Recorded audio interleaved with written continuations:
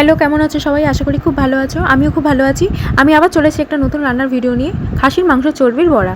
প্রথমে চর্বিগুলোকে আমি টুকরো টুকরো করে কেটে নিয়েছি। তার মধ্যে পেঁয়াজ কুচি দিয়ে দিয়েছি, কাঁচা লঙ্কা কুচি দিয়ে দিয়েছি, নুন দিয়ে দিয়েছি। তারপর দিয়ে দিচ্ছি কিছু বেসিক ঘরের মশলাগুলো, যেমন ধরো ধনে গুঁড়ো, জিরে গুঁড়ো, আদা রসুনের পেস্ট।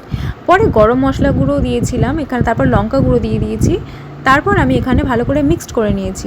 মিক্সড করার পর পরে বেসন দিয়ে আর জল দিয়ে আবার মিক্সড করে নিয়েছিলাম। তারপর তেল গরম করে আমি ফ্রাই করছিলাম। আমি একটা একটা করে তেলের মধ্যে ছাড়ছিলাম।